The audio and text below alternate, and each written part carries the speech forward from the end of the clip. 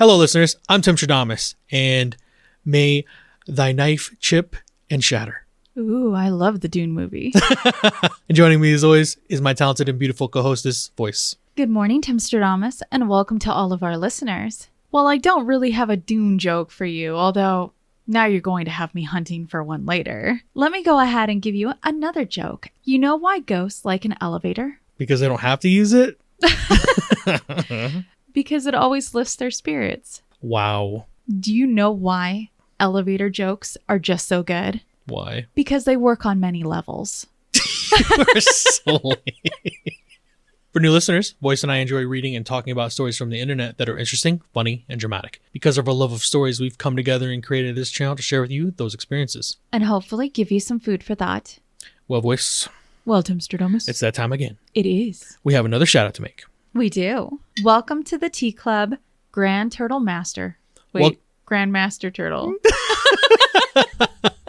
It works both ways. That's true. Welcome in. I have to ask, though, I wonder if they got it from Teenage Mutant Ninja Turtles. I don't know. Maybe they'll let us know. Cowabunga. And now, Voyse. What have you brewed for us this morning? Was that you going through the sewers? I was switching it up. Oh. I guess I'm going through the sewers. What have you brewed for me today? I have crafted for you one of your favorites. Lavender Earl Grey tea. I can smell it. I have to ease you into today's stories. Easily 5 out of 5. Perfect. Well, while you go ahead and enjoy your morning brew, why don't we go ahead and delve into these stories? For any listeners wanting to follow along, all story links are in the description below. For our first story. Cowabunga. Am I wrong for erasing my delusional daughter from my life? Hello, Redditors. I find myself grappling with a situation... That delay. I find myself grappling with a situation that has taken an emotional toll, and I'm hoping you can lend me your perspectives about how I have dealt with my unappreciative daughter and her melodrama. My 60 female, daughter 25 female, let's call her Emma, recently took a trip down the aisle without extending so much as a whisper of an invitation my way. She hasn't spoken to me since an incident 18 months ago where I was merely showing Emma motherly affection, and she completely overreacted and lashed out at me physically and verbally. We've had rough patches in our relationship before, but this time Emma has taken things way too far by uninviting me to her wedding. Despite her shutting me out for over a year, I still expected an invitation to the wedding or for her to postpone it until we were on better terms. After all, I'm still Emma's mother, and it's reasonable to assume I'd be a part of such a significant milestone, right? In the year leading up to her wedding, I sent Emma hundreds of emails, pouring my heart out, explaining my side and how she's had a good childhood, and apologizing for whatever issues she seems to have with me. Despite my efforts, she's been completely icing me out, apart from one letter where she claimed I wasn't invited due to my supposed behavior. It's been a real punch to the gut, since I have done so much for her, including letting her live with me rent-free when her ex-boyfriend cheated on her and dumped her, and playing nice with her now husband, even though he was disrespectful and rude to me the first time we spoke. Feeling snubbed and hurt by her actions doesn't even begin to cover it. So I decided if Emma doesn't want me to be a part of her life, then she can't be a part of mine. I mean, why bother when she didn't even consider us important enough to attend her wedding, right? So I cut her out of our will and gathered all the evidence of her existence, including photos, memorabilia, keepsakes, and everything else she's left at our house, and decided to go full Marie Kondo on it and burn them. Now some might call it extreme, but I see it as a necessary step for my own mental and emotional well-being. Now, before you pass judgment, let me paint a fuller picture. Emma's been weaving quite the tapestry of drama, spinning tales about my alleged violence and abuse. It's been heart-wrenching, especially considering I've endured physical aggression from her without retaliation. According to Emma, I'm the root of all her problems, and she even blamed me for supposed abuse she endured from her ex-boyfriend. How crazy is that? She's shown herself to be a pathological liar, first claiming that her ex was abusive and raped raped her, and now that she's making similar claims about me. I know that all that was bullshit now, and I even called her out on her lies. She didn't have anything to say about it, which proves that she was being dishonest, right? The catalyst of my decision was that Emma went so far as to get a restraining order against me. She is completely delusional and has gone to extreme lengths for revenge. She is clearly very unstable and mentally ill in a dangerous way, and her lack of gratitude for what I've done for her makes her actions downright evil and unforgivable. So erasing her from our lives seems like the only sane choice, right? I'm just protecting myself from her delusional abuse and trying to salvage what's left of my sanity amidst her turbulent version of reality. I know it sounds harsh, but am I really in the wrong for cutting her out of my life completely like she has done to me? It's not solely about the wedding snub. It's a desperate attempt to shield myself from the twisted narrative my daughter's been crafting against me. Is reducing her memories to ashes really make me wrong considering how she has treated me? Or is it a justified step to protect my own mental health? What a loaded story to kick off Monday with. So really quick, you had given me some homework before the start of this episode, and it was to watch a video that you had found relating to, I guess, parental estrangement. Correct. The video is called My Daughter Stopped Talking to Me, and it was within the comment section of this story that I even found this video. But I wanted you to understand what some of the Redditors were talking about when they were passing their consensus on how they felt about this OP. So what I will say about watching that video, normally you get, at least my exposure anyway, you normally don't get to hear it from the people who are being estranged. So it's very interesting and eye-opening to have been hearing it from that perspective. And all I will say is, to that video, it sounds like they never took accountability. And that's normally why you have to, for your mental health, step away from people. Just because they happen to share the same blood as you doesn't give them the right to demand affection. It's very sad. That kind of weaves it back into this story. I see why now this was important for me to watch, because you're hearing throughout this entire Reddit post how upset she is with her child. Now, as to what exactly has gone on between their relationship is interesting. Do they shed any more light on what it is the daughter told her mother? So, as you can tell in the story, our OP actually provides that her daughter has been sexually assaulted. Yes. And in the comments section, our OP said that she had essentially slapped the ass of her daughter, which triggered her daughter after being sexually assaulted. And a lot of Redditors came forward saying, if you don't understand that your daughter's been through an awful trauma and have gone beyond the boundary of her being comfortable to try and make her sound as if she were unstable mentally for that trauma, that is unfair when you have triggered it. She speaks very spitefully about her estrangement now. But that's no differently than what I heard with those parents on that video you showed me. They were always talking about how they felt and how it impacted them, but never about what they had done, because they never really explained what they had done to their daughter in that situation, but they never really took any accountability for it or apologized for that. All I heard was them demanding an apology from her because of how this adversely affected their life. No differently than our OP here. Is adversely affecting her life because she's not being invited to the wedding, because she's being treated this, that, or the other. I can see why your daughter is, for her mental health, stepped away from you. It's important. It allows people time to heal. It doesn't seem like you're willing to take accountability and healthily move forward in a way where you and your daughter can feel respected and loved in that relationship. So I think you need to move on. It sounds like you've gone to the point of, harassment. She's sending her 100+ emails in a year or something like that?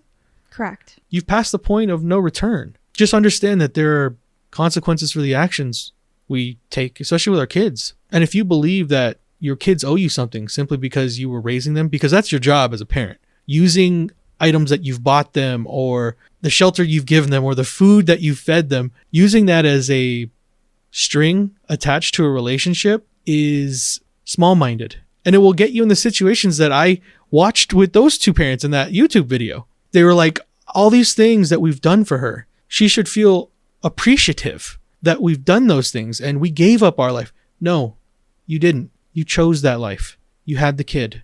That is your responsibility as their parent. But to guilt someone and use the strings is exactly why you're in the situations you are with your family. So in the end, I guess I'll say it like this. You're not the a-hole for wanting to move on, because it sounds like you need to as well for your mental health. But you are the a-hole for how you've gone about this whole thing and the way you think. I hope you address it at some point. Take measure of how it is that you look at people in your life. I'm sorry that it comes with, I guess it sounds very transactional. Your empathy for your daughter really shows through this, especially when you go into detail about exactly what happened. So the consensus on Reddit is that our OP is the a-hole. And let me go ahead and provide you the reasoning of Redditors. Redditors came out and said, first to begin with, you're kind of leaving out the reasoning as to why it is that you're getting this restraining order. And that's kind of a big thing because they don't just hand out restraining orders like Tic Tacs. Additionally, many others came out saying that, OP, you seem to be trying to make yourself the victim here. And you are also trying to make it appear as if your daughter is being unreasonable or even crazy. And that kind of shows how manipulative you are just in your writing. Our OP actually came out in comments and was extremely aggressive. Let me go ahead and provide one of those comments. Well, I have to now that the ungrateful brat took out a restraining order against me, don't I? She'll regret treating her mother like crap when her husband sees how much of an evil slut she is and dumps her on her ass. I am looking forward to the day Emma loses him and comes crawling back to me. It will be satisfying to be able to shut the door in her face. She deserves to be alone after how she's treated me. Oh. So I was really surprised to see the YouTube video that I shared with you, which, as I said, was actually shared by Redditors through the comment section. And I believe we said this before, Timstradamus, you and I come from family members that are probably similar to this vein, which is why you and I have always tried to take a more open-minded approach when it comes to individuals of different experiences. There's more than just one side to a story. And just because somebody's leaving out details doesn't mean that they're the bad guy. It also doesn't mean that they're the good guy either. And when you do encounter individuals, whether it's in a Reddit post or on a YouTube video, I must say the way that they talk or how they present themselves, when you see too many of I or me and how I feel, and never the understanding of the other side, how it could have impacted someone that they care for, and potentially what their actions and those consequences have done.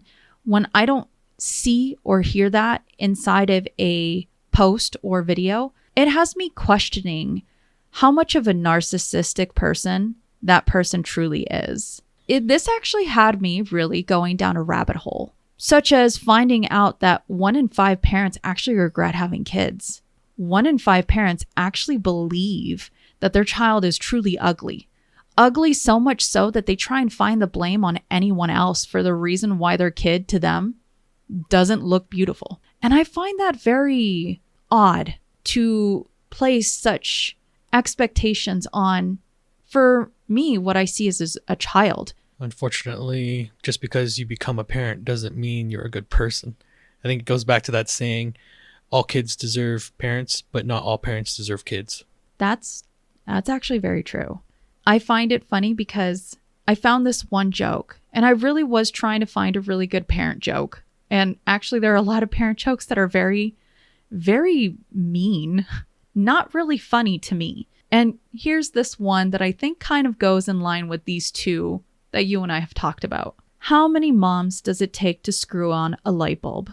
Should only take one good one. Why? Because it doesn't take a whole lot of common sense to put in a light bulb. How about this? 1, she just holds it in place while the world revolves around her. I took mine too literal. I can just hope for the OP that they go get some help. The good people in our lives hold us accountable for the decisions we make in life. And it sounds like you're being held accountable now. Well, let's walk away from that and let's see what's happening in this next situation.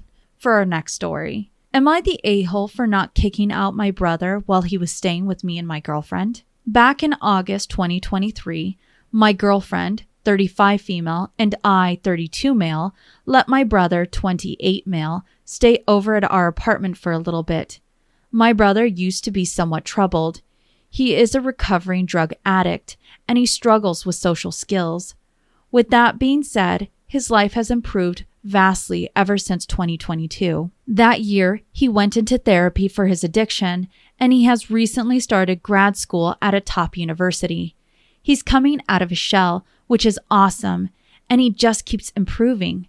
My girlfriend keeps some of her lingerie in a closet in the bathroom. There was a lot of drama between her and my brother when she went into the guest's bedroom where my brother was staying, and she found her bra and a piece of her lingerie underneath the mattress. This really freaked her out, and she got into an argument with my bro. My bro was really only sorry about getting caught. He didn't understand why this was such a big no-no. She was sitting on the couch, holding her knees against her chest, and my brother was being really defensive.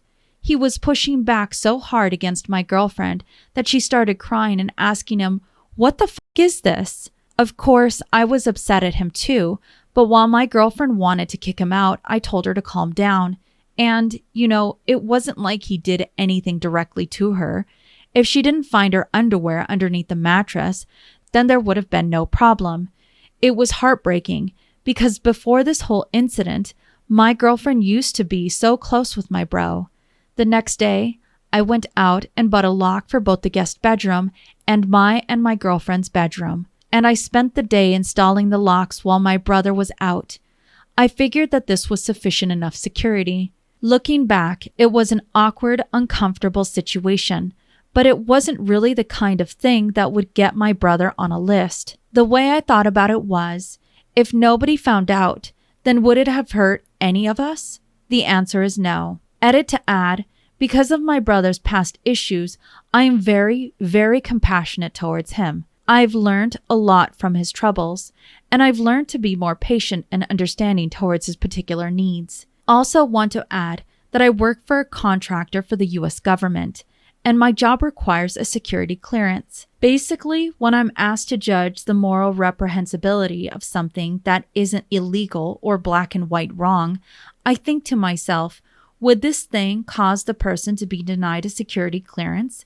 And it may surprise some of you, but you can get away with a surprising amount of stuff before you would be denied a clearance. So that's my line of thinking. Am I the a-hole? That is your line of thinking? What it should have been was your girlfriend felt violated because of boundaries being crossed, and you didn't see that. What I want to know is, what sparked the interest in the girlfriend wanting to go into the brother's room and look under a mattress? Because that is very interesting that you would have that inclination to do it. I wonder what started her feeling like she needed to, because that would be a violation of his privacy. But why would you do that if there wasn't cause?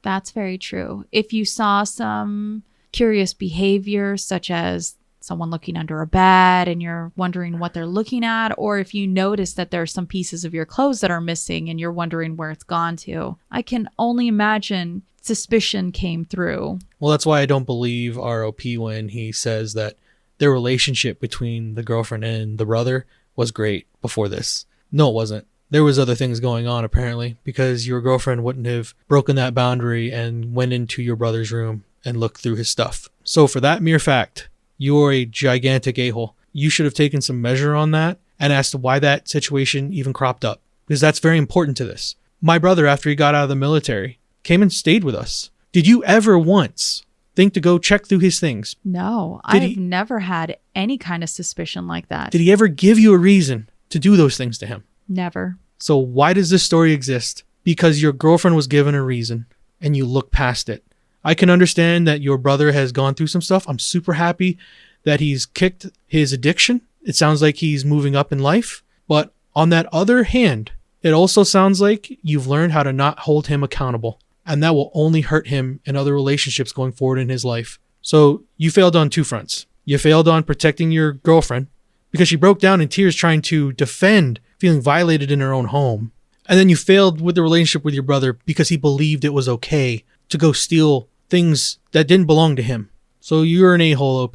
The consensus on Reddit is that our OP is definitely the a-hole. Many Redditors brought up the point, just like you did, Timstradamus, OP's brother violated his girlfriend's privacy. On top of that, there was no recourse in the home for the brother's absolutely creepy behavior. Outside of locks on a door. Imagine having to live with locks on your doors in your home. No, unacceptable. Well, additionally, Redditors came forward saying just because you can get a security clearance doesn't dictate that what you do is good or bad. And your moral compass needs to be recalibrated because of this. I have to say, I have never felt in my own home unsafe. And I think that is something that I'm fortunate to experience because I've been in situations before where I questioned my own safety in being in that place.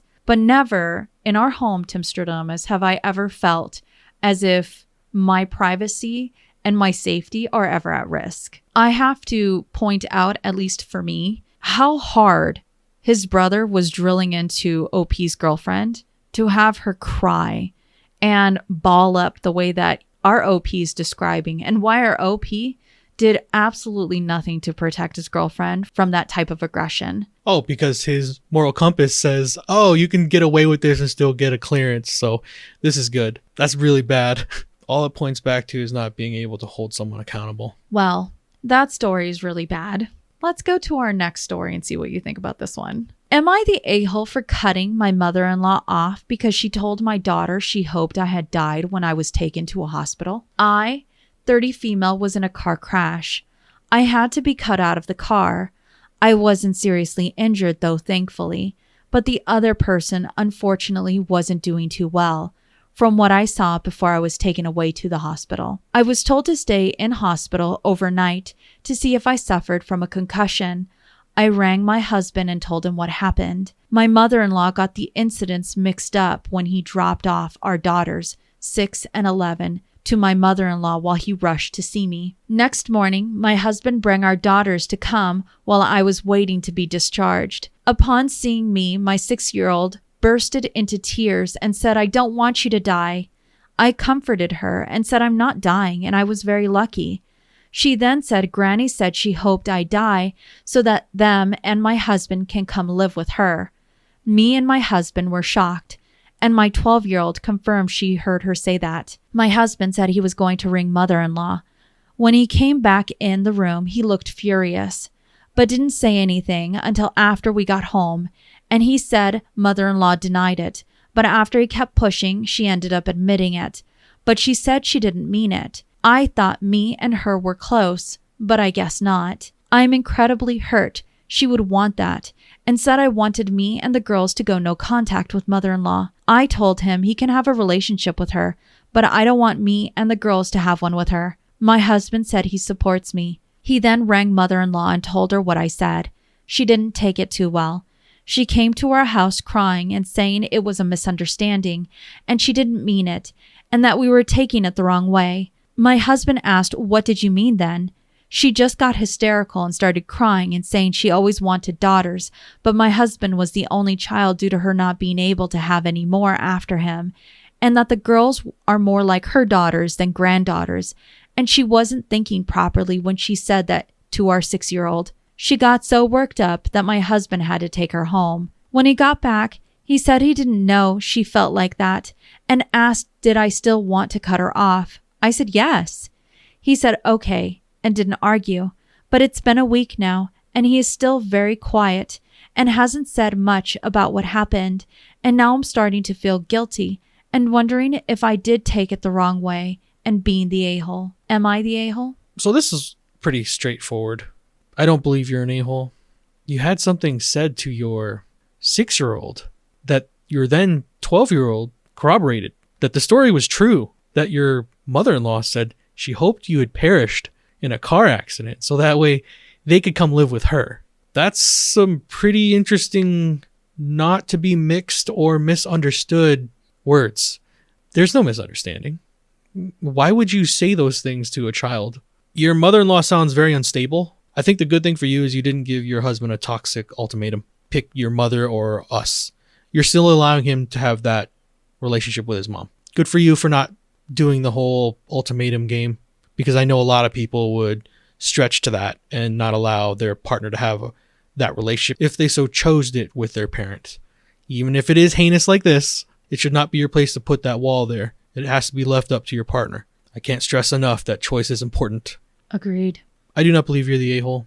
Keep your boundaries, because it sounds like she's held on to some stuff and she's envisioning herself in your role. Keep your kids safe. The consensus on Reddit is that our OP's not the a-hole. In fact, many Redditors came forward and saying what your mother-in-law did was emotionally traumatize your child. And that is not something that you should just willingly accept. Good on you for putting down those boundaries. In fact, many other Redditors say that maybe our OP should actually sit down and really talk with her husband, because apparently there's got to be more going on behind that than what she's just explained and experienced. Our OP actually has an update for us, so let me go ahead and read that. Well, you guys were right. I decided to talk to my husband and asked if he's upset that I decided that me and the girls go no contact with mother-in-law. He said he wasn't. He said he always knew mother-in-law wanted a daughter instead of him, and it brought back all the bad memories of rejection and hurt he felt growing up as a kid by her. I suggested therapy, and he's willing to go. We are also going to get therapy for our 6-year-old, as she now gets anxious if I'm not within her sight. My husband agreed that going no contact with mother-in-law is the best thing for our family. Our daughter's birthday is coming up, and we have yet to tell mother-in-law she is no longer invited. Not looking forward to that, but that's the update. Thanks everyone for the lovely comments and support. I appreciate it. The good thing for her is her husband is supporting their decisions together.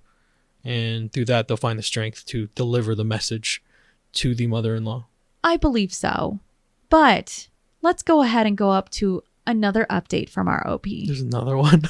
OP says, I didn't think I would be posting here again and thought my last update would be my last. But here we are. Mother-in-law's been arrested. My husband's cousin found my post and knew it was me, and she reported it straight to mother-in-law. Yeah, we know it was you who told her, Christina. Margaret told us all about it when she came over and screaming we can't keep her daughters from her. She didn't even hesitate to drop your name and throw you under the bus. So much for loyalty, huh? You are not welcome in home anymore, and you are officially removed from Sam's birthday list and our lives. How about you show the whole family this post so you can see how two-faced you are? To the Reddit community, sorry about that, but mother-in-law's been arrested. She came to our house screaming we can't keep her daughters from her. Husband tried to calm her down and get her to leave. She wouldn't and attacked him. My husband had to restrain her, and I called the police. She fought them, but it got her nowhere except the back of their car. The woman is truly insane. My husband talked to the police because I had to calm down my daughters because they witnessed the whole thing. My 6-year-old was hysterical about Granny being taken away. This is all just a big mess. Woo! I'm sorry that the kids had to be witness to all of that. Just make sure you get a restraining order. I'm not sure how it works where they're from, but it sounds like they might need some legal protection if she's that unhinged. I 100% second that. If anything, the protection of your children and the mental stability of a household is extremely important, especially for growing families. It sounds like they might have somebody in the family that's trying to stir the pot. Thanks, Christina. I must say, there is something to be said about family members that do try and stir a trouble. And you'd be surprised, for a lot of people's entertainment, they're not, I guess you could say, ashamed to do things like that. Gossipers love gossip. Well, let's go on to our next story and see what you think about this whole situation. Am I the a-hole for telling my mom I can up and leave and she's the worst thing that ever happened to me? Okay, so I've had a lot of fights with my mom over the years. I'm 17, I'll be 18 soon, And for me, it's college time. I've been getting into fights with her about college since I was 14, mainly her telling me I wasn't going and me telling her I was. It was never a financial thing, but she felt I didn't have the personality to go to college. We keep having fights about this to this day. Apparently, a little while ago, I got into one of my dream unis. I had been dreaming about this uni for fucking years, and I got in on a scholarship, not full ride, but I had a lot of tuition off. And with the amount I was awarded, I could have paid for college myself. Housing was free. She hid it from me. I have lost access to my email for a while, so I was relying on using her account to check for responses. But for a while, she wouldn't let me check, and she just said I didn't get any responses yet, and I believed her. The other day, she went to the washroom. I got into her phone and saw the email. I yelled more than I ever had. I swore at her for the first time in my life, and I told her I'd pay for college myself. She's the worst thing that ever happened to me, and once I was gone, I would never be speaking to her again. My mom isn't talking to me anymore. My dad is traveling. My sister is in college. I can't speak to anyone, but apparently my mother spoke to her therapist and believes I inflicted trauma creating words on her purely out of teenage angst. I don't think it was angst. I genuinely can't express the anger I feel right now, but I do want to know if I gave my mom trauma. Am I the a-hole? I am so sorry for this 17-year-old that's having to deal with this. She's telling her child that they don't get to go to college because they don't have the personality for it. There's all sorts of personalities on a college campus. Huh? That's why I say this goes back to control. Hopefully you were able to get in contact with the university that you say has already accepted you. Let them know about what's been happening with your situation.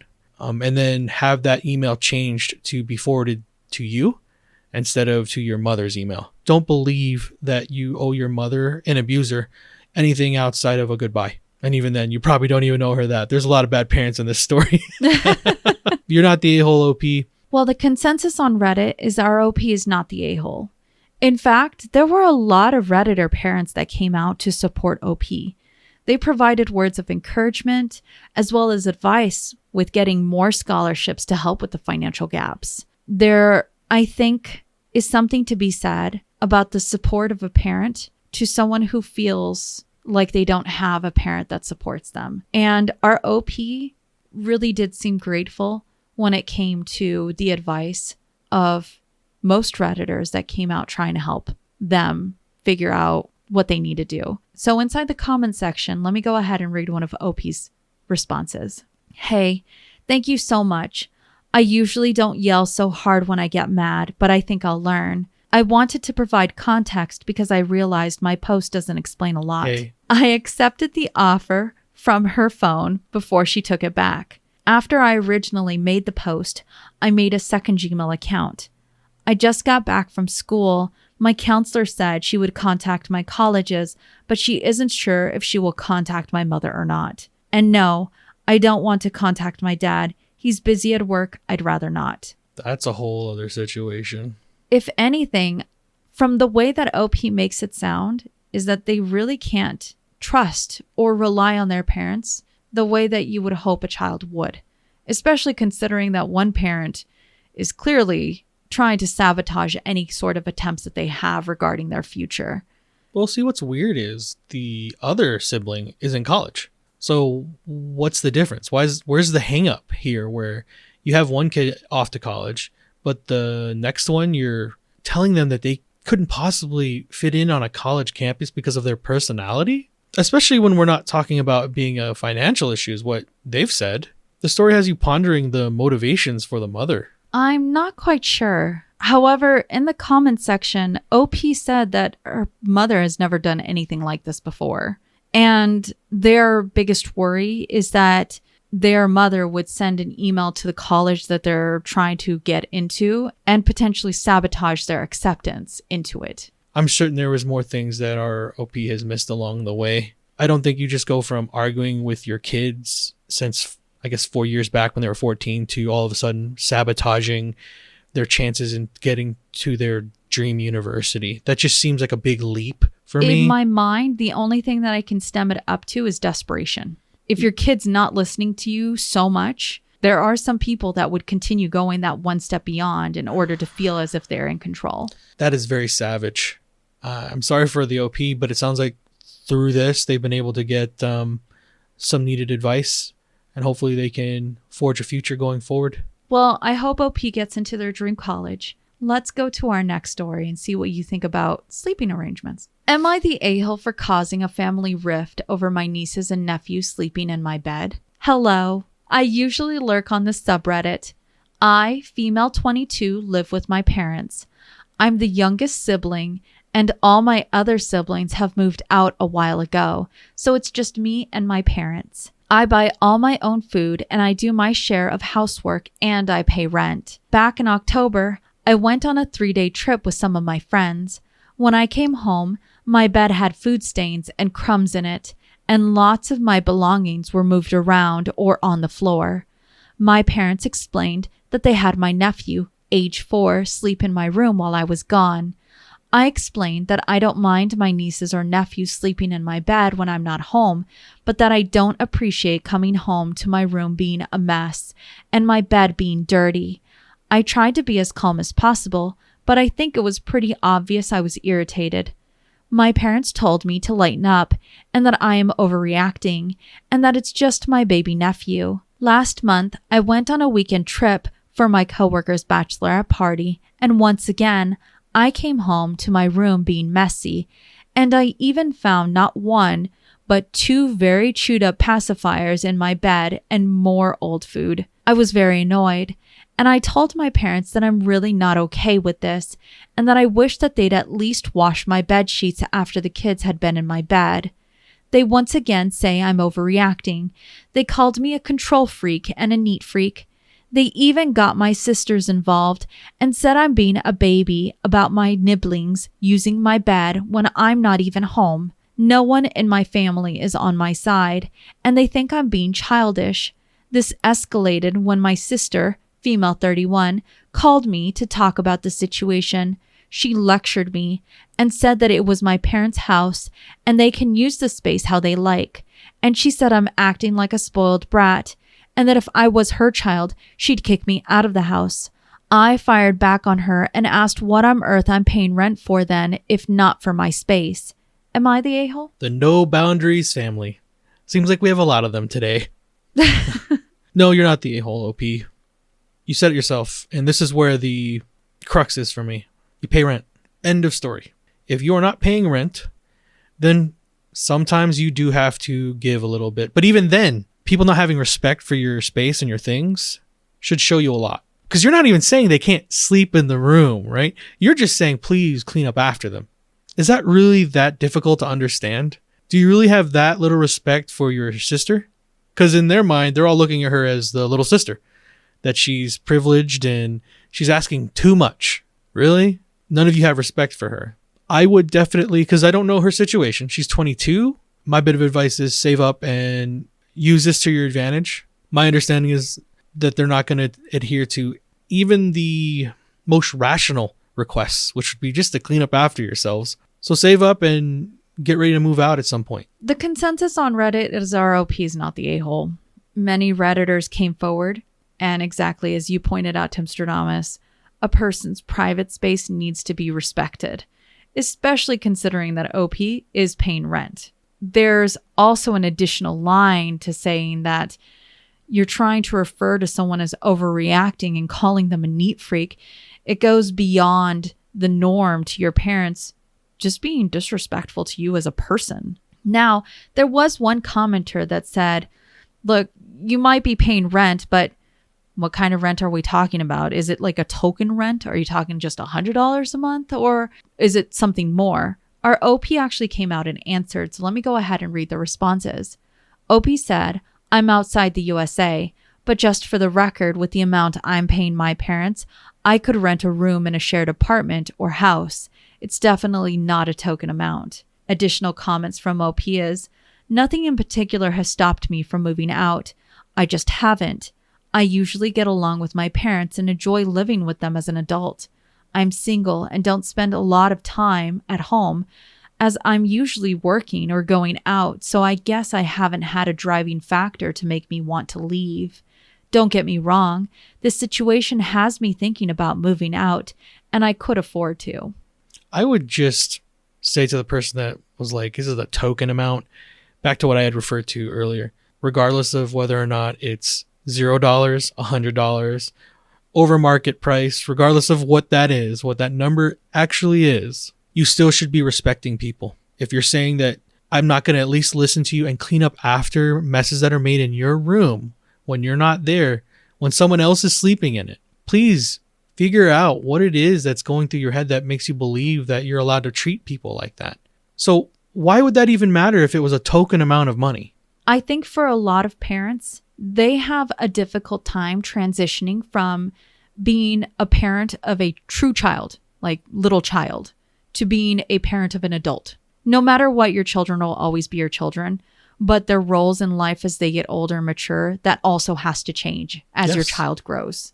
And looking at your adult child and the way that they are living their lives means also accepting that they have their own views and their maturity when it comes to their experiences, what makes them feel comfortable or not. And they're allowed to express that. The feeling that I get from this whole thing, especially when you have the other members of the family trying to essentially clap back at OP, is that OP's parents didn't like being told what to do. And it doesn't matter if it was the amount of money that OP was trying to hand over was the same as if they were living alone with some roommate. There are a lot of parents that have this viewpoint that their child does not have the maturity or the mental capacity to tell me as a parent what to do. And I think that is an awful way to look at it, because you're essentially wiping out any aspect of your child growing up into an adult and then having a nice conversation with you as two adults being together. It is interesting that when the kid doesn't give you any problems, when they're paying you rent, the only thing that they're requesting of you is that you clean up after yourself. Not that you can't even use the room. You wonder how much control there is and how little respect they have, because that's all this comes down to. Do you respect your daughter enough to adhere to the reasonable request that she had? And if it's a no, then you do not respect her. End of story. Agreed. I do wish our OP the best. And if anything, I really do hope that they decide to move out and actually live their own life away from their parents. Because if they're willing to turn the entire family upside down because they don't want to be held accountable for being rude, ain't nothing going to fix that. Nope. Well, let's go to our next story and kind of step away from family. It's been a lot of family drama, hasn't it? Am I the a-hole for telling my friend I hadn't asked her opinion about my hair? I, 22 female, recently decided to dye a pink streak into my hair. It made a fun change from my usual look and honestly gave me a boost of confidence. I got some compliments on it that were very sweet, but I'm more focused on how good I feel within myself. One of my friends, Ella, 23 female, is not a fan of my hair. The first time I was out with her after I dyed it, she laughed and said I look like a children's show host. Honestly, I found that pretty funny, and I don't take myself very seriously when I don't think there's any malice in what's being said, so I laughed about it too. However, over time it's become clear she actually doesn't like it and seems to really want me to know. Every other conversation we have includes a weird, passive-aggressive comment about my hair, many about whether my boyfriend thinks it's weird or not. The few times she's seen him with me, the first thing she comments on is my hair and tries to laugh with him about it, to which he just stands there bemused. Now, Ella comes from a conservative family, so I do get that she might not know any other people with unnaturally colored hair, but I mean, really? Her endless comments have attracted the attention of our other friends too, and whenever she's called out, just laughs and tells us to take a joke. I kind of snapped on her the other day about it. Some of us, Ella included, went out for drinks after work. I had my hair up, and the pink was clearly visible. The second she saw me, Ella burst out laughing and exclaimed, "Oh my God, what is your hair?" At this point, her comments were clearly not jokes. They were pointed and intended to hurt me.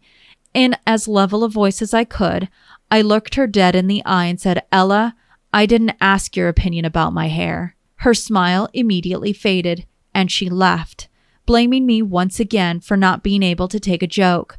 A couple of friends out with us then said I'd been a little harsh by calling her out in front of everyone, to which I replied that Ella hadn't minded doing the same to me.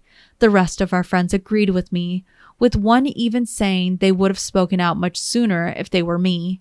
Ella has ghosted me ever since.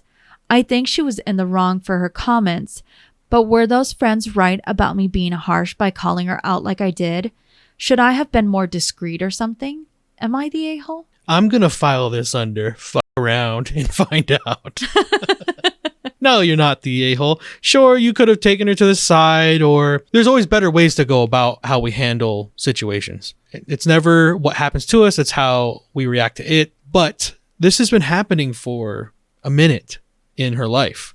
And she's told her, I'm certain, a couple times that it wasn't okay. She said she was called out, and apparently Ella just kept saying, nobody can take a joke. See, normally when people have to defend their jokes, it's not funny at that point. Yeah, over and over. She's not a friend. Ella, correct? Correct. Ella's a bully. Hopefully she can learn and develop a personality past bullying. In my opinion, OP, you are not the a-hole. The consensus on Reddit is that our OP is not the a-hole. Redditors came forward saying that many wouldn't have been so patient, and that maybe OP was unconsciously waiting for her friend to grow out of her mean-spirited comments. However, OP's directness does not make her mean or vindictive, but probably made her friend feel ashamed for her actions. One would hope, at least, that that's how her friend would reflect on this. Others say that Ella was probably just feeling jealous because OP has the ability to express herself. They say OP's friend comes from a conservative family. So maybe that's one of the reasons why Ella decided that she wanted to lash out, but that still doesn't make it okay. I'll just say that it's good that our OP was direct, and hopefully this gives her the experience she needs to in the future when this kind of stuff happens again. Hopefully it doesn't. Hopefully as you get older, you're around people that love you and embrace you for just you. But it does give her some experience to draw on in the future and not allow people to bully you. Be direct. Be honest. Well, let's go on to our next story, and I can't wait for this next adventure you and I are going to go on. Am I the a-hole for eating an entire chocolate cake to help my niece lose weight? I'm ready to go on this adventure with you. I will try to make this as quick as possible. Me and my girlfriend had her sister and niece over for her niece's birthday. It was a great time, and since it was a birthday, we got my niece a birthday cake. Here is where the dilemma comes in. My niece is quite a chunky toddler, so I didn't think chocolate cake was the best idea. I suggested fruit cake, but we got chocolate cake anyhow. She loved the cake on her birthday, but they forgot to take it with them, so they ended up leaving it at our place. My girlfriend told me to only have one piece, but to leave the rest for her sister.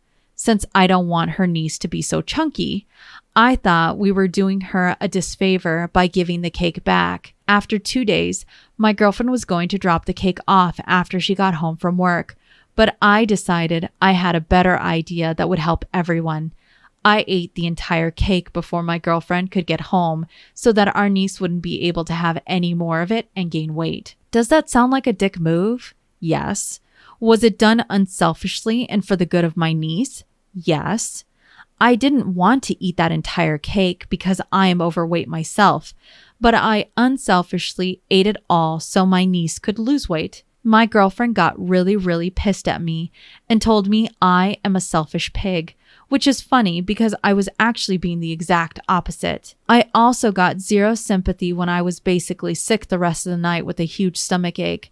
She said I deserved it. Am I being the a-hole, or is my girlfriend being a complete a-hole by supporting her niece getting fat? Before you answer, please try to actually think of the big picture here. I am not fat phobic and I am not selfish. I did this out of the good of my heart. So this person sounds like they only have 2 brain cells and they're both fighting for 3rd place. The mental gymnastics they've had to complete in order to justify what they did is astounding. How many times have you ever heard, I did this for their own good, and it means something good? Not really, no. You ate a birthday cake fully that you were told not to, or at least only 1 piece, I believe is what the instruction was on that thing. Correct. You owe your niece a cake, a chocolate cake. OP, you are definitely an a-hole. You were given 1 instruction. Hopefully people are able to give him perspective and that he didn't fight in the comment section. No, he did. Oh, no. So the consensus on Reddit is our OP is the a-hole. The essential gist of most commenters is, don't try and excuse your really shitty actions. You ate a whole cake on your own. To the point where your stomach hurt. Like, seriously? Now, let's go ahead and start the real adventure here. So why don't you go ahead and buckle up that seatbelt really tight? Because I'm about to take you through this poster's stories. Click. For this OP, we're going to give him a name later on. But let's go ahead and read something else on his profile. So our OP put in, did a very regrettable trick on a pregnant woman back when I was an addict. Okay, so before I start the story, let me just say I used to be addicted to heroin, meth, and Xanax. Now, the only thing I'll do is drink, smoke weed, and occasionally do coke on the weekends or when my favorite football team is playing. But I do have my life together and have enough of a salary to live happily. Okay, on to the story at hand. I was addicted to heroin at the time and quite broke, and starting to feel withdrawals come. When heroin withdrawals start happening, you will literally do anything to get your hands on something that will make them stop. Having no job at the time, nor any friends to steal off of at the time, my hands were pretty tied on how I could get some, and I refused to do fentanyl. Here is where I got creative. I go into a Denny's and steal a salt shaker off one of the tables. I split the salt into bags resembling 8 balls and twist them up.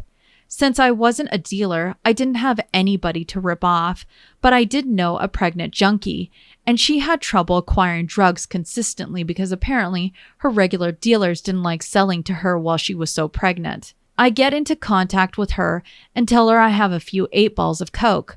We meet up, and to my delight, she tells me she wants to buy my entire supply so she won't run out anytime soon, and because she has had so much trouble buying drugs lately.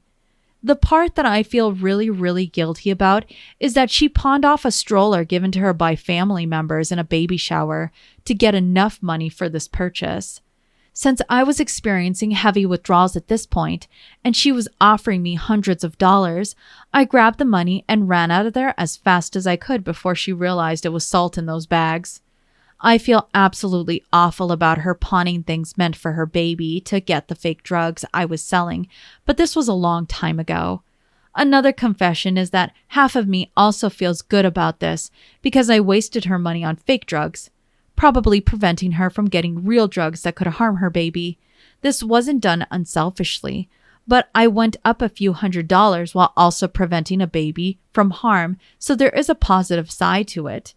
Like I said, I think drugs are absolutely terrible for you, and people should never try them in the first place. Junkies might be very nice people, but when you're addicted, you turn into a monster to get what you want. I like how he's like, drugs are terrible for you, and I'm better now. But you just got done telling me you take bumps on the weekend when your favorite team plays. There's those mental gymnastics again that he's putting himself through to be the good guy. Still. And see, that's the thing. For both of these posts, he's putting in that he's essentially the hero to the story. I did you the favor. Well, based on some of OP's comments and some Redditor feedback, doesn't seem as if our OP has really stopped doing meth.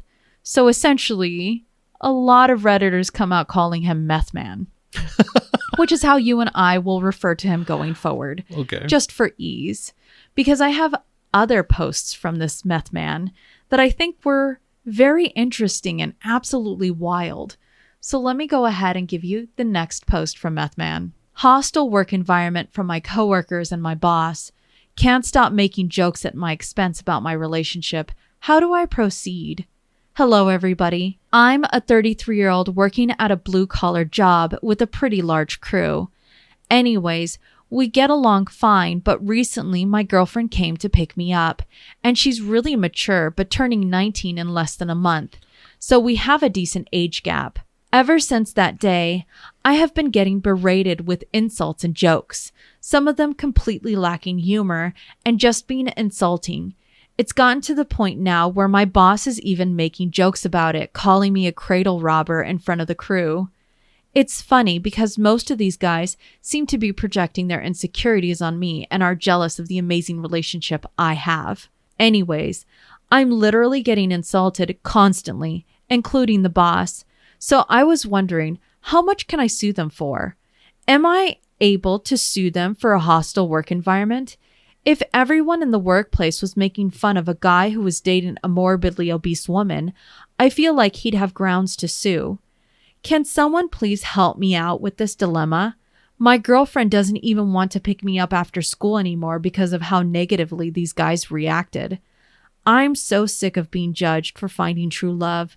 I want compensation from my workplace. He's so frustrating to listen to. He's like, my girlfriend's so mature. And then he tells you the age. Didn't he say she's almost 19? She'll be 19 in a month. Oh, he's 33. Yes. Let's go to another post by Meth Man regarding this hostile work environment. I don't wanna. I, male 33, am a victim of workplace harassment. Do I have any grounds for a lawsuit or to sue for money? Hello, everybody. I will keep this quick and concise. All answers and advice is welcome. I work a blue-collar job, and I was about to get a promotion within the month. Well, one day my girlfriend picked me up for work, and my crew saw her and noticed she is a bit younger than me. This led to intense bullying, and I've been getting insulted by everybody, including the boss. Not only this, but I am no longer up for the promotion, it seems like, because my boss has been nothing but rude and dismissive ever since he's seen my girlfriend. Even my boss has gotten in on the jokes, making a comment about being a cradle robber. I'm the hardest worker on the crew, and realistically the more competent. Now, because of his judgment on my relationship, I won't be getting a promotion. On top of that, it's constant insults that affect my mental health. My girlfriend also refuses to pick me up from work anymore, so I am forced to spend money on taking the bus. The opportunity cost of losing my promotion and the money I spend on the bus every day leaves me no choice but to sue. Do I have legal grounds to sue for workplace harassment and personal judgment from the boss?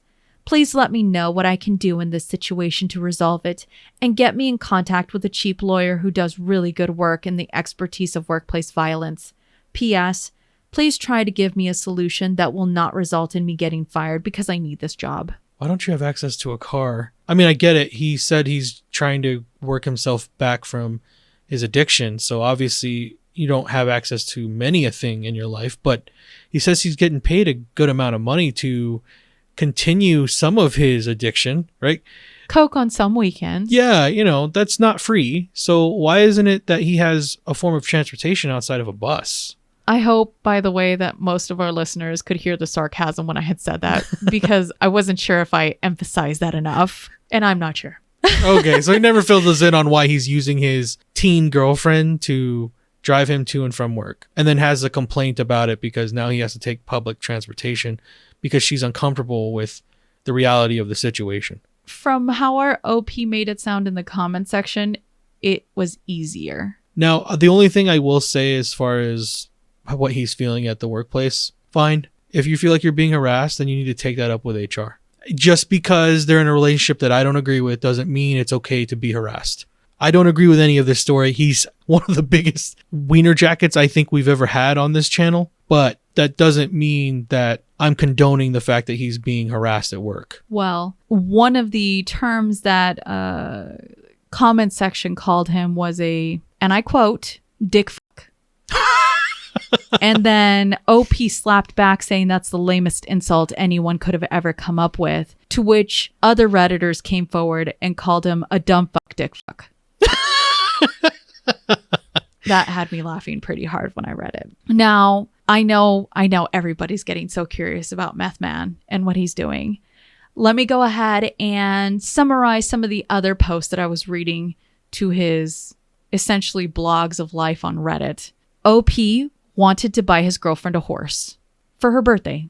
He asked questions in the horse community, asking if he could pay for a horse on a credit card, how much would it be to take care of a horse for 3 to 4 years until she essentially graduates, to which then she'll be taking over, I guess, those costs. That devolved to him just getting her a carriage ride for her birthday, to the day before her supposed birthday, where he was begging Redditors to give him ideas on what activities he could do in Edmonton, which I'm supposing either he lives close to or lives at. And then, to go ahead and summarize, not too long after that, he lost both his job and his girlfriend dumped him. What a sad story this is all turned out to be for everyone involved. Oh, we're not done yet. Oh, Let joy. me go ahead and actually give you an update just after that breakup and the loss of the job. Spent so much money after getting drunk last night, and I'm already broke. Went to the bar alone and managed to rack up $330 bar bill buying people shots and getting hammered. Then I went home and proceeded to buy $900 worth of boxes of gems on Clash of Clans, and I can't get them refunded because I used the gems already. Both of these expenses are on a credit card, and I don't even have close to the money to pay it off. I'm so mad at myself, and the hangover is even worse because of the thought of how much money I spent last night. I hate alcohol so much. Worst part is that a girl gave me her phone number, and I texted it today, and she gave me a fake number. I ended up texting some 60-year-old man living in a different town. How do I make sure I never get drunk again? I can't live with the stupid decisions I made last night. Like, I don't know what I'm going to do. I think people should definitely start seeking help outside of themselves. If there's something that you keep repeating and you know you don't want to deal with it anymore, start with counseling. If anything, a lot of Redditors were coming out in the comment section saying that our OP needs to get himself cleaned. That clearly he says he's not addicted anymore to drugs. More Redditors came out saying, look, I've been there. I'm a drug addict. The only question is, are you a sober ex-drug addict or are you a current drug addict? And I think for me, that really hit a chord to trying to understand, I guess you can say, the perspective of a true addict. I think, at least I hope, that our OP was truly reading some of those comments. Because for me, that was really an eye-opener into being more understanding to the, I guess you can say, the struggles of addicts. And that addiction doesn't go away. It just gets easier to manage being able to, I guess you could say, hold yourself accountable to being clean for. I do agree with everyone. He is a dickbag, but I still hope for people that they can make it out of their situations and live better lives for themselves. Well, the story isn't quite over yet with Meth Man. Oh, no. So let's go to our next post from him. How does someone practice stoicism after a huge mistake? I accidentally killed all of my roommate's fish by cleaning his tank. I'll give a quick recap because the story doesn't matter much. But my roommate never cleaned his fish tank, and I felt really bad for the fish. When he was gone at work, I cleaned the entire tank for him and really made it look spick and span. Anyways, 2 days later, and almost every fish in his aquarium has died for some reason. He's emotionally destroyed and pissed at me. I am feeling extreme amounts of guilt, and I feel partly responsible because of the timing of all of their deaths. Even though I know it wasn't me, it still might have had something to do with me cleaning it. Like, almost every single fish died 2 days after I cleaned it, but it could still be a coincidence. Anyways, how do I practice stoicism in a time like this? I feel sick to my stomach. I'm racked with empathy and guilt. I want to practice and show stoicism, but I consider myself quite the stoic, but it also feels heartless. I might have just decimated my roommate's aquarium by accident, and I don't show emotion? That doesn't seem right. Is it right for me to outwardly show my sadness so my roommate sees I care? I am usually very even keel and play all my cards close to my chest. But my roommate is so devastated. He's been crying all day, and I want to show him I care while also still practicing stoicism. Please give me guidance in this situation. My roommate is really upset, and I want him to see that I did something nice for him, and it was just an unfortunate accident, but there's no proof it was actually me. Like, it's been 2 days since I cleaned it. Wouldn't they have died instantly? He might have had some sort of disease in his tank already from never cleaning it. I don't want to be seen as heartless by being stoic. I want to be there for my grieving roommate. I'm so conflicted. How many more bad stories does he have that you're going to take us down? We have a few more. This guy is terrible. I keep going, well, there's a way out. He'll get better. I hope only good things for you. But then you keep bringing in more terrible things he's done. And then the way he's able to excuse himself from the actions. Please seek help. You killed those fish. And his rationale is, well, I cleaned the tank 2 days ago. So obviously those two things don't correlate. Let me go ahead and read one of his comments for this post. No, it might have something to do with me, but I'm not going to spend my hard-earned money to buy him new fish because we don't know for sure if it was me. I do feel bad because it might have been me. If I apologize profusely, isn't that not showing stoicism? That's making it about myself. I haven't even said sorry yet or showed any sign of guilt because 1, I don't know if it was me, and 2, I didn't want to come across as making it about me, but I will say sorry once I see the proper way a stoic would address that situation. That's why I'm asking for advice. My piece of advice is you own up to your actions. You pay for those fish that you killed.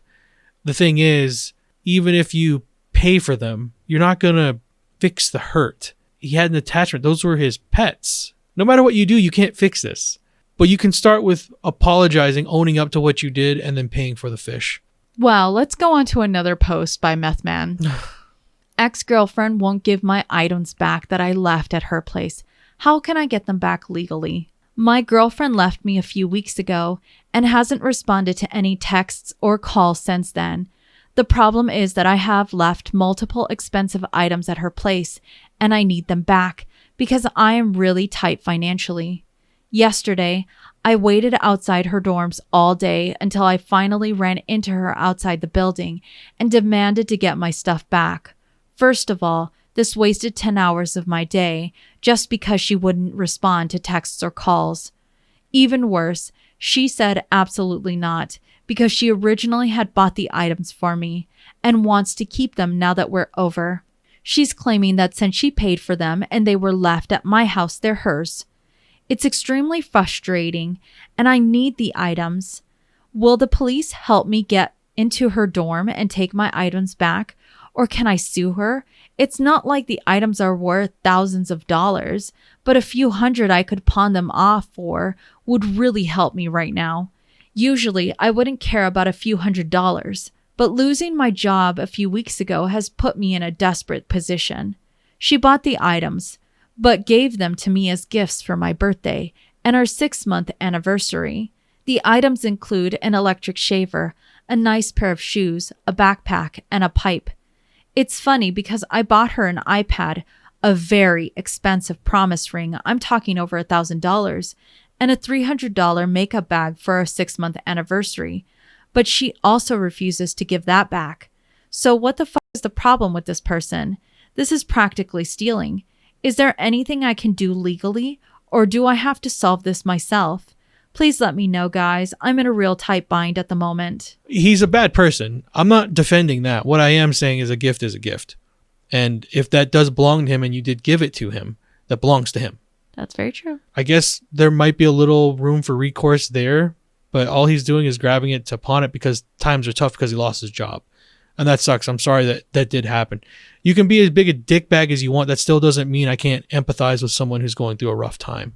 And I can understand that. If anything, Based on how OP is in our previous postings, I can't imagine that he'd pick a partner that's more suited when it comes to selfishness than another person that's selfish. She's also 19, so you have that playing in the background. She is still a kid growing that shouldn't have been with a 33-year-old. That's very true, especially one that has drug problems. Well, let's go on to our next post by Meth Man. Unethical life pro tips. Request. Ate a noticeable amount of my roommate's tacos. What is a good strategy or lie to get out of taking responsibility for it? My roommate cooked a lot of ground beef for tacos last night, and he had a lot of leftovers. He didn't offer me any, even though I am struggling to financially buy groceries right now. I am not surprised he didn't offer me any because we don't get along, but he could have eaten them out of my sight and in his room. Today, when he was gone, I helped myself to a taco because I knew he wouldn't notice a minuscule amount of ground beef gone. Well, problem is that I couldn't help myself.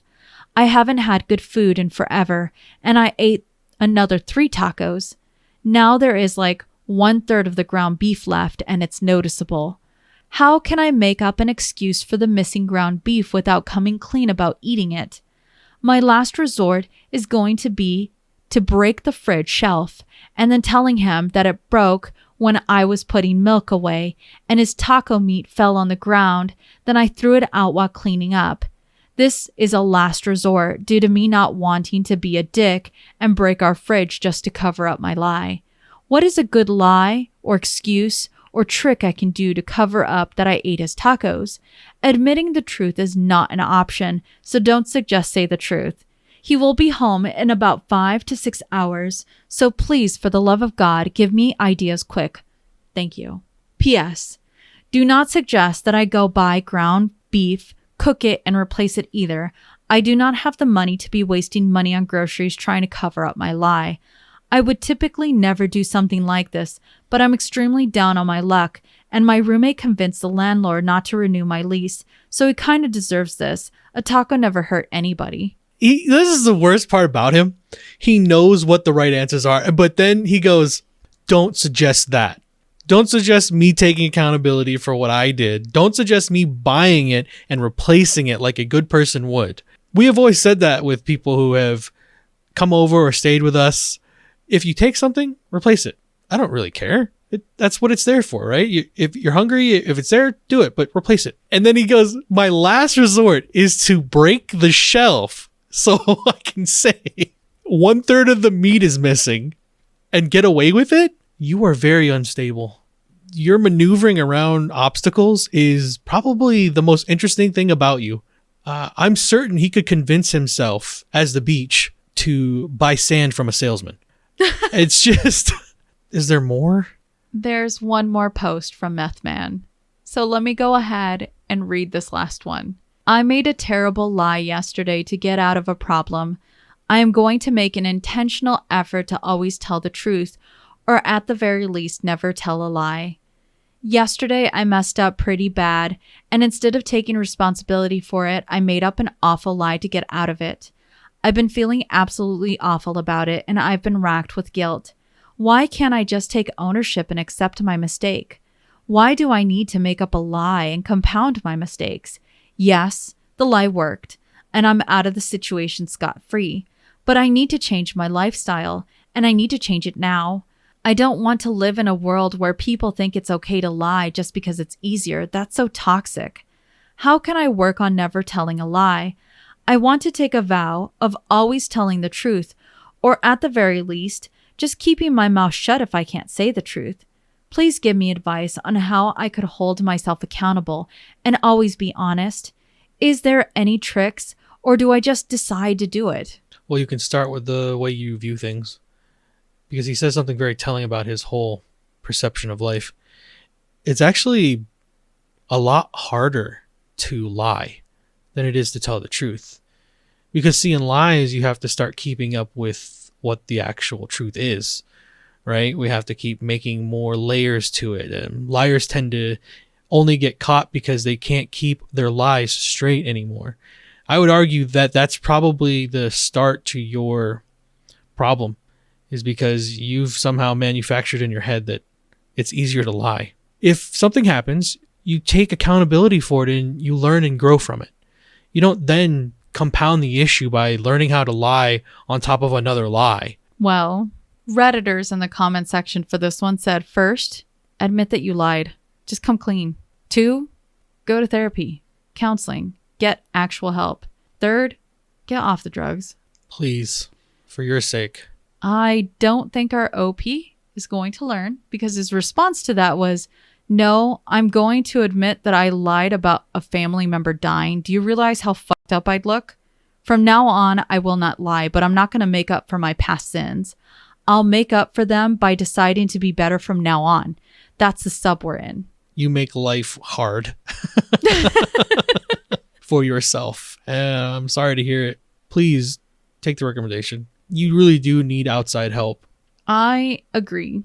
I think one of the reasons why I wanted us to go through Meth Man's posts is because it goes to show you what happens when you don't hold yourself accountable for your own actions. You find any reason to try and make your wrong actions the right thing. And it bleeds into every choice that you make in your life. It is so important that when you do something, you do it without feeling bad for what you're doing. Yes, live a life with no regrets. But it doesn't mean doing the wrong thing and then try not to regret it. That is the wrong way to live. Well, let's go on to our next story, not from Meth Man. Am I wrong for telling my girlfriend if she ever mentions group sex again, I'll break up with her? My girlfriend has had a lot of group sex in her past, and I didn't like the idea of it, but I never shamed her for it. I did tell her that it made me uncomfortable and didn't want to think of her having sex with other guys, especially in a group. So I asked her not to talk about it, at least not when I'm around. This was relatively early in our relationship. The other day, she mentioned she wants to try something in the bedroom. She said she wanted to try a threesome with another guy. I said no, and I told her that if she ever suggests something like that again, then I'm breaking up with her. Am I wrong? Does he ever state how long they've been in a relationship? No. Okay. We'll start with this. He gets together with his girlfriend. He knows about her past through them talking, and that she has participated in things that he doesn't like. Fair enough. He tells her, he lays the boundaries down in the beginning of the relationship, because some time has passed, because he says it. He told her his displeasure in this at the beginning of their relationship. But he also points out he never shamed her. He just wasn't comfortable with it and didn't want to talk about it. But those are his values and his boundaries that he put down at the beginning of their relationship. Correct. So she knows that this makes him uncomfortable and this isn't going to happen. She then asks later down the road, however long this was between when they got together and now, if they could have a threesome with another guy. And he says, no. And if you keep on that path that you want these things, I no longer want to be in the relationship with you. Are those not clear and defined boundaries? I believe so. I don't see what you did was wrong. Do not let other people dictate and bend your values. I say this for men and women. If this is something against what you believe in and you don't want it, move on with your life. Because see, the thing is, now that you know your girlfriend is wanting these things, you know her past has had these things, do you really think it's going to stop her in her future from having them? I'm not saying she's going to do things and cheat on you. I am not putting that in paper. But that doesn't mean that she wouldn't potentially push for this. Yes, until you are willing either to break, or there's some story that we had talked about on Damas After Dark, or a very sad story where a gentleman had to bend his values to stay in a relationship that was unhealthy and had someone repeatedly cheating on him. I'm not saying that this is what this woman has. What I am saying is, you know what she values, what her interests are, and if they don't align with yours, start understanding that you can't change other people. You can only control yourself. So no, you gave clear and outlined boundaries. That is healthy, in my opinion. The consensus on Reddit is that our OP's not wrong for this. Let me go ahead and read a conversation between some Redditors. Redditor said, not wrong, but to be honest, I think you're not compatible. Group sex is obviously something she wants, and you don't. This will always be an issue. Another Redditor said 100%. That's how it works. They don't just stop wanting those things just because you don't let them have it. However, a third Redditor came forward and said, I think OP's point is she wants 200%. And then a fourth Redditor said, considering only 30% of men can appropriately find a clitoris reliably according to the Kinsley report, she needs 3 to 4 to be satisfied, statistically speaking. I also just want to make it clear that I am not shaming the girlfriend for her wants. If those are the things that you value in your life, don't stay in the relationship that doesn't value those things. It's also time for her to move on too. I also agree with this. I think she would only be truly wrong if she would try to change our OP to meet her needs rather than respect that they're no longer on the same level and need to walk away from each other. They're just not compatible. Well, let's go to our next story and see what you think about this relationship. Am I the a-hole for moving on after being cheated on? I'm 22 male. I caught my ex-girlfriend 25 of 5 years cheating 3 months ago. Since then, I have been dating. Really, since the first day I was set up on a date. My friend had a single friend and boom. Me and my new girlfriend, 27 female, have been seeing each other ever since the breakup. Now last night, my ex called saying she's been wanting to tell me something for a while and didn't know how to word it. So she said it. I'm 4 months pregnant. Mind you, I had the phone on speaker right next to my girlfriend. Hearing this took me back because I don't want to have a kid by her, but even the thought of having a kid makes me more happy than ever.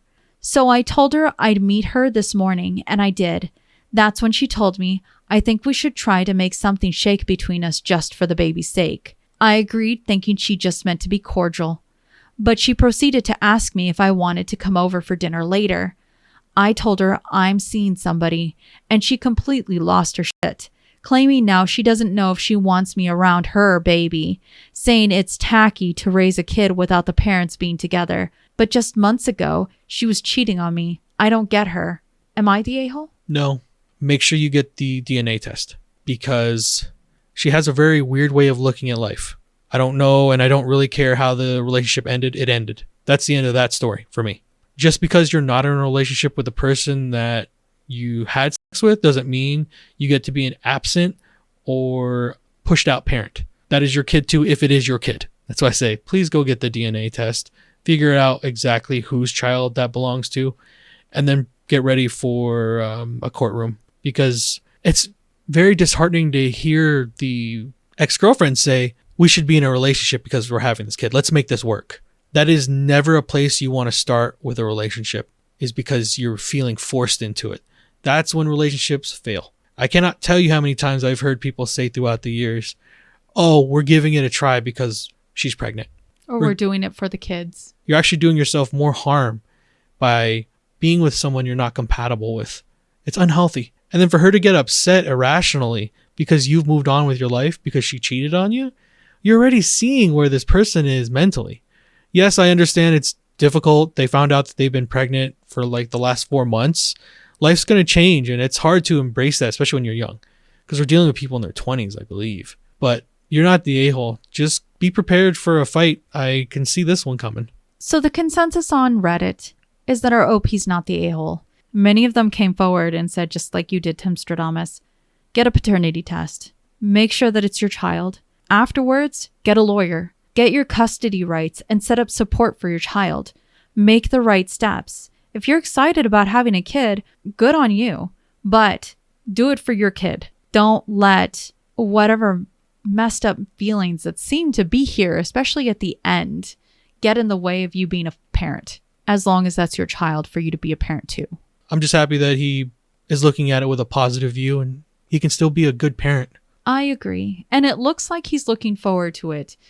I just hope that he gets the right steps to protect his parental rights. He's 22. He's got a lot of life to still learn, but at least it sounds like he's in the right direction. Well, let's go on to our next story and see what you think about a potential gold digger. Am I the a-hole for telling our friends my ex is a gold digger? Throwaway for obvious reasons. My ex and I broke up a few months ago. She makes double times what I do, $120,000 to my $55,000 a year. She is very frugal, and I'm more relaxed with money. We do split things half and half with dates, but she does complain I never treat her, which I don't because she makes more. She also, I know, has a lot of savings and a fully funded 401k in Roth. A year into our relationship, bought a new car in cash, so she does not need to fleece me for money or be stingy. I have a few thousand in savings and some credit card debt which I'm paying off, but that was from when I was out of work. We dated for 2 years and have been trying to move in together for a while, but it never worked out because she refuses to pay more. She works from home, so she can live anywhere. I have to live somewhat near work as I am on call several weeks every few months, and they expect me at work within 30 minutes. But my work is near downtown, so it is a bit more in rent. She refused to pay more than half on rent because it was near my work and therefore more expensive. I live with 3 roommates, and my current rent is near the max of what I can afford. If I have to move to be with her, then I pay more than what I do now, and that's more than I can afford. She splits it with her roommate and claims it's not fair I make her pay more than what she does now. This issue was a long-standing one and never went away, and then she broke up with me, basically telling me I don't make enough for her to effectively have an equal relationship with. I was devastated because I make less than all my friends and family, and it feels like my manhood is being called into question. I work in an essential role, and I feel like I'm being shit on because I don't make enough, even though I do important work for society. So I have been telling friends she broke up with me because she's a gold digger because she cared too much about what I make. I don't care that it's a crass thing to do. She should have valued me more than just what I made. Some of our mutual friends told her, and she made an Instagram post calling me out, saying I'm an a-hole for calling her a gold digger when she made more, and the relationship ended because I expected her to pay more than her on rent. I don't think it was the main issue. It was that she didn't value me enough beyond what I made. Am I the a-hole? So everything that he's accusing her of is contradicted because of what he says about her. Now, maybe you can get into this argument that we don't know all of it. Maybe she wants him to always spend on her all the time. But that's not what he says. He says that they split everything half and half. Well, see, that's what I say. Everything he said has been contradicted by what he's told us. I think one of the issues, based on what he says, is that she complains that I never treat her, which I don't, because she makes more. Oh, see, that's where his crux is then, right? He's not doing the little things. Because treating could mean a million different things in a relationship. It could just be buying flowers. It could be cooking a dinner for someone. It could be taking them out to a special place without having them pay for anything. That is a wide-ranging statement. And if he's saying he simply doesn't do any of that because she makes more, then we can see the problem in the relationship. Now, it almost sounds like he's looked at this relationship with a lot of resentment because of the fact she makes more. Because if she was truly bothered by the fact that you didn't make anything, she never would have gotten in and stayed in a 2-year-long relationship with you when she makes double what you make. But she does get in a relationship with you. She does entertain all of that, even though she knows you make way less than her. So what you're accusing her of is wrong. I think what ended up happening was your bitterness towards how much she made ended up affecting how you treated her in the relationship. And you can see where that translated over to how long you guys stayed in one. I believe she ended it. Correct. So in my opinion, you are the a-hole for passing around lies. Don't do that. You could have told him any other reason. We just ended because we agreed mutually that we weren't compatible.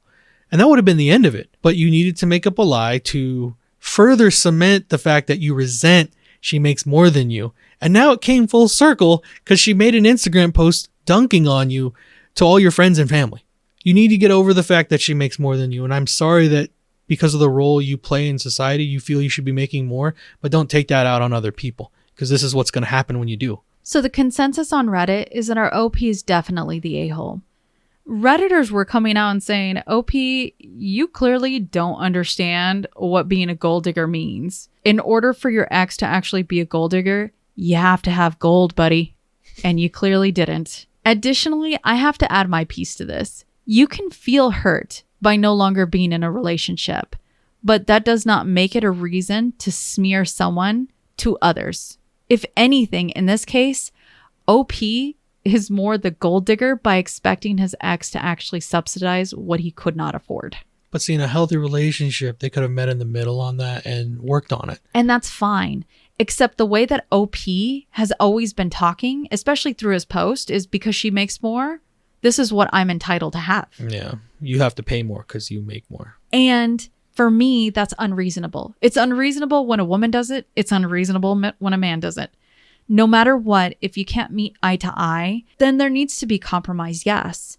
But there should definitely not be this expectation that just because someone makes less than you, that you have to foot more of that bill, that it's okay for that. Well, see, through his actions, I'm certain that that's what his girlfriend would have seen already, that he was expecting for her to foot more of it. You can definitely see where the relationship was coming to an end.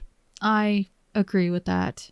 Well, I hope OP learns, and I wish his ex the best of luck. 50-50 is more than just money, and that's the truth. And if you don't learn that, you're not going to learn from this experience. Well, for our next story, am I the a-hole for refusing to talk to my parents until they give me an honest answer to my question? I, 17 male, live with my parents and my younger siblings. We were very close until recently. My first mom died when I was 6 days old. She developed eclampsia in the late stages of pregnancy with me, and she never recovered from it. A few weeks later, my dad packed up and moved with me because he couldn't stay where they were planning a life together. This left her family behind. She has parents, siblings, nieces and nephews, aunts, uncles, and cousins who were always a very tight-knit family. My dad met my adopted mom when I was 7 months old. Out of insecurity on my mom's part and a desire to forget the future he had planned with my mom, contact between my biological maternal side was limited to once a year. My mom didn't want to share the role of mom. She knew my family would want to talk about my mom around me and would want me to know that she existed, but she didn't want to feel like she was less of a true mom. And my dad has just never gotten over the pain of losing my mom, and he buries the past and her to cope. I don't fully understand why they couldn't put me first in that decision, but they didn't. My childhood was mostly happy. It was some negatives, like wishing I knew my family better or had known my mom. Also, I wasn't accepted by my adopted mom's family, so that was always fun. When I had more contact with my family, it started with texting, calling, and Zoom calls regularly, and then convincing my dad to let me go a weekend here and there. He and my mom did not like it, and the decision confused my siblings too. I have loved getting to know them, and they have loved getting to know me. Grandparents' rights weren't an option for them because of that one visit a year, so seeing me more is huge for them. My parents really started to let me know how much they disliked all this extra contact. My dad said it's painful, and my mom told me she feels less important because I am chasing a relationship that ties to a mom I don't remember. A couple of weeks ago, they told me I should think of them and my mom's feelings. I asked them how would they feel if they were in my mom's shoes or her family's shoes, if they died while their child was just a baby and they were erased by their spouse and his new spouse. How would they be okay with that? And would they be okay if my siblings or I died with a newborn and they never got to be a real part of their lives? They refused to answer. I told them I didn't want to speak until they gave me an answer because they were being totally unfair to me. My parents are angry about this, and my siblings asked me why I had to make such a big deal. So I posed the question, if one of us died and we never got to see their only child, would they be okay with that? It helped them to understand, but my parents don't like my no talking thing. But all they want to talk about is this topic, and they also won't give me an answer. Am I the a-hole? Oh my Lanta. So we have a 17-year-old, and he explains that his mother, his biological mother, died due to complications stemming from the pregnancy. Eclampsia, I think is what you said. Correct. Unfortunately, from what I understand about that, that's with high blood pressure, resulting in seizures, going into coma, and then unfortunately succumbing. I'm sorry that happened. I would say he did a good thing in the moment when he tries to get them to be in his shoes. After all of these things that have happened, why could you not, as the parents, understand that you're isolating him from a piece of his mother's side of the family? I find that so ridiculous that the stepmom in this story would say that it makes her less of a mother. No, I argue that your actions have made you less of a mother. Blocking love seldom means more love. In what universe does taking away love add love? I don't get it, especially when you're talking about children. Now, if there's something wrong with that side of the family, or if we're talking about well-being, I'm completely on board with making sure we go non-contact. But I don't hear any of that. What I heard was she said she would feel less of a mother if you introduce people that are going to talk about his mother to him. How childish a thought. I'm happy that at least they're giving him the chance to connect with that side of the family. At least they haven't fully barred it. But now they're digging their heels in and saying, look at what you're doing to us. You're making our lives worse because you're getting to know your mother through her family. They need to go seek help. That shouldn't be the way you look at this situation at all. So one of the worst parts here is he tells us that the stepmother's family hasn't even embraced him. Oh, let me go ahead and actually provide you a little bit more on that. Because the OP responded in the comment section and said, Mom's family don't want to include me. Mom says they have to. They say I'm not family. She says I am, and she demands that they include me. I think the problem here, at least from what I'm seeing, is that there's a possession of OP. Sure. And they only want OP. I mean, to love them. Yeah. That's bad. OP, you're 17 years old. Keep on the path you are.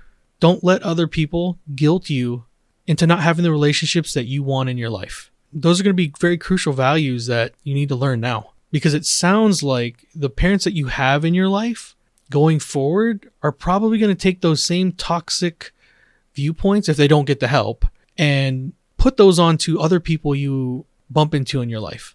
I'm talking about future relationships that you have. They might do the same thing with those because they don't have boundaries with you. So in my opinion, OP, you're not the a-hole. It's very unhealthy where your parents are at, though. I hope they go get the help they need. It sounds like it's not too late because you sound like you love them. But if they're not careful, they're forming the wedge. Well, the consensus on Reddit is our OP is not the a-hole.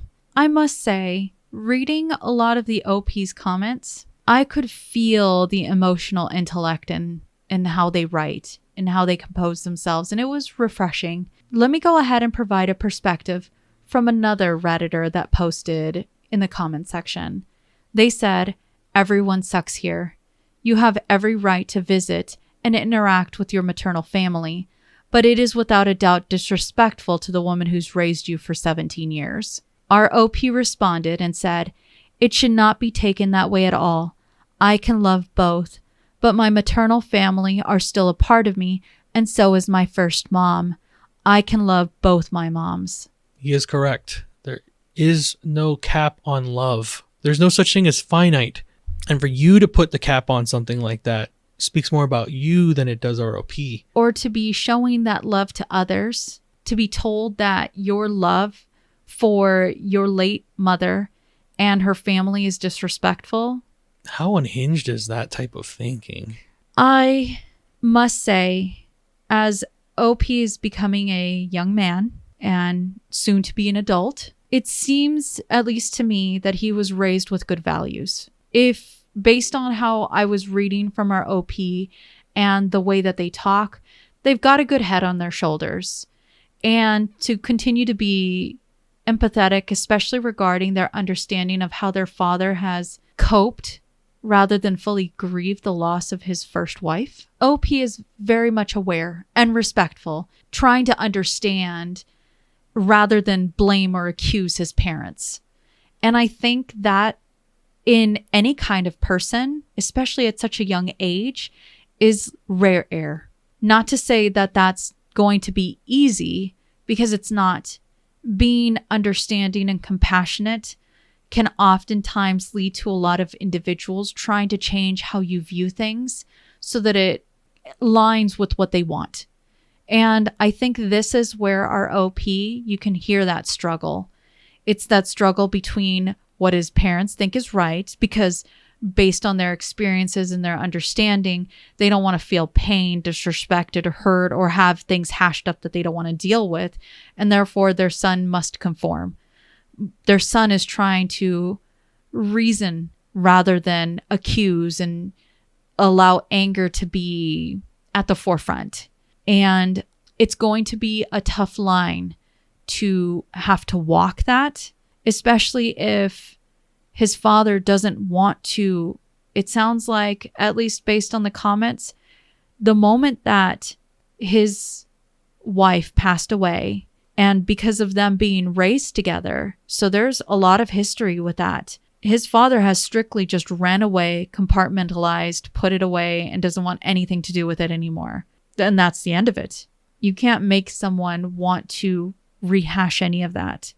But it doesn't make it okay for his father to want to box that away from his son either. Because that is still his mother. Yes.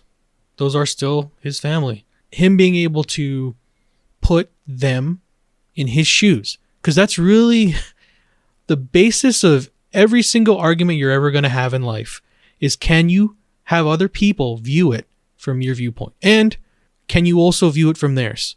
If you can do those two things in a conversation, normally you can meet in the middle. It's just hard for a lot of people to do that within a conversation, especially when you're talking about emotions.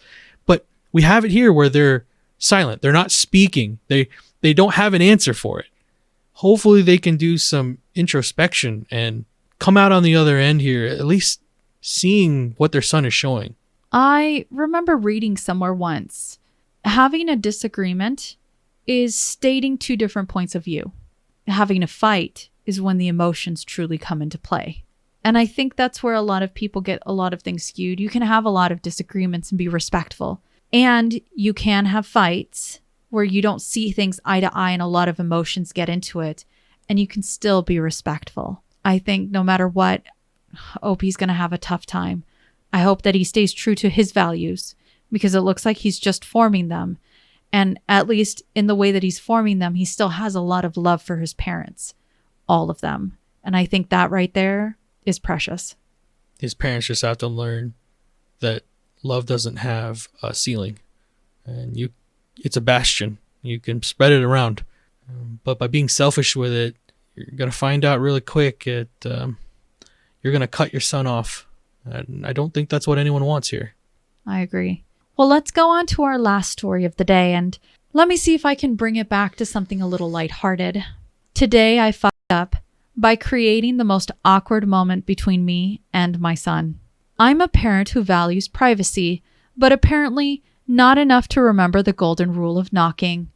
My son, a typical teen, spends hours in his room, usually gaming or doing homework, so I assumed that, like any other day, he was just playing his video games with his headphones glued to his ears. My son spends a lot of time watching a certain kind of streamer on Kick and Twitch. Hot tub streamers. I think you see where this is going. It was late afternoon, and I hadn't heard the usual sounds of Call of Duty battles or his occasional shouts at the screen. Concerned he might be sleeping too much, I decided to check on him. In my mind, I'm being caring and involved. No knocking, because why would I? I've barged in 1,000,000 times to reminders of chores or dinner announcements. I swing the door open and freeze. There he is, in all his glory, definitely not gaming, half-naked streamer on his screen, the horror on his face matched only by mine. Time stood still, but really, I noped out of there faster than you can say awkward. We've mastered the art of avoiding eye contact since then, and knock before entering has become my new mantra. Lesson painfully learned. Always knock, folks, because some images are seared into your brain forever. And to my son, if you ever read this, I'm sorry. And yes, I'm now traumatizing the internet with our shared embarrassment. Let's agree to never speak of this and lock our doors from now on. The too long don't read. I walked in on my son in the middle of something. Well, that's a tragic way to learn that boundary. You probably should have had those in place a long time ago, I argue. You learned a lesson? If anything, you can definitely hear where there was a level of comfort. And in my mind, I don't take this very harshly because our OP realized when the mistake happened, the reason why some of this etiquette does exist. Privacy is a huge thing, and I definitely agree with it. There have been many times where I've barged into a room thinking that there would be a funny joke, and it's funny to honestly scare you, Timstradamus. It's honestly one of the most amazing things. If I can just hide in a corner and then you walk through something and then I scare you. You've gotten better at that over the years. I think it's because when we first got together, I loved scaring you. You're an easy scare. But you kept telling me you're going to get me back. And now over the years, as we've gotten older, I have not done that so much, but you have clung to that. It's amazing. It's a feeling I enjoy.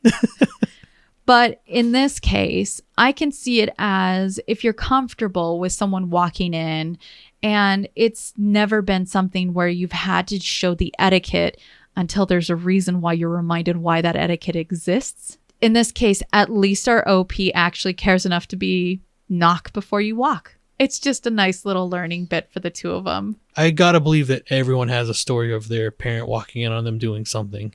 Hiding all the candies. No. All the wrappers under the bed. I think I've got one, but I don't know if I want to share that. Okay. No. All I was going to say is I levitated off the bed and somehow flipped myself from my back to my stomach so fast. And that's how Timstradamus knew he was a magician. So was that our last story? That was our last story. Lessons we learned. The lessons we learned. Interesting episode. You had a lot of provokers. I really wanted to show family dynamics in this one. And I hope that I was able to show a varying perspective of that. Sure. It's good to see it from both sides. It is. If anything, I understand it is difficult being a parent. Us being parents, we know this. But when you're being communicated to that something is wrong or something's been done wrong or there has been some form of injustice inside the family, to take those matters seriously. I can understand feeling hurt, understanding that something you've done has unintentionally hurt someone's feelings. It doesn't give you the right to let off that frustration or that anger or that disappointment in your own actions on your own kids. Try to put yourself in their shoes. It'll go a lot further than you just being above reproach. Well, as our stories come to a close, don't forget you see in the world what you carry in your heart. If you have enjoyed listening to us read and talk about today's stories, please rate, subscribe, and turn on notifications for new content.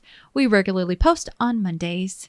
And we also have our Damas After Dark episodes, which is available to our Patreons on Wednesdays. I would also love to say thank you to all of our patrons for your support. Mwah!